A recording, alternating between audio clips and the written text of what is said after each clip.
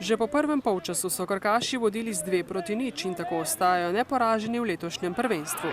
Mi nismo pričakovali, da bo takšen uspeh, vendar mi smo pač v slačilnici si rekli, treba biti nič na domačih tekmah moramo zmagovati. Kar se tiče derbija, dober. Mislim, da derbiji so predvsem z Zavrčem pa s temi, kateri so nam konkurenti tam za vrh lestvice. Mislim, da smo odigrali dobro tekmu.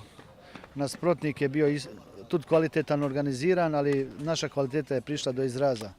Zadnje čase, v bistvu od začetka prvenstva igramo dobro i ta serija se nadaljuje i jaz upam da bomo do konca jesenjega dela sezone izdržali v tem ritmu. Glejte, rezultat sigurno ni realen.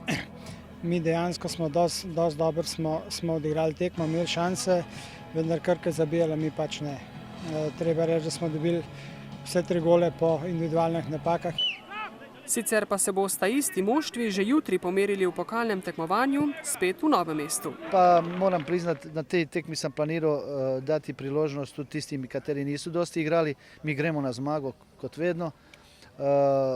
Tako da bo ena kombinirana ekipa odigrala i jaz verjamem, tudi fantom, kateri ne igrajo redno. To je pokal MNZ, tle je pač druga vrsta tekmovanja. Verjetno se bo taktizirali, malo se bo igralce spočili, tle bojo odigrali neki fanti, ki mogoče malo manj igrajo. Bo pa spet derbi, rivalstvo, šlo se bo na zmago, mi bomo probali popraviti ta slab vtis od danes. Po 7 krogih prvenstva so Novomeščani na prvem mestu lestvice, medtem ko so Belokranjci pri dnu razpredelnice.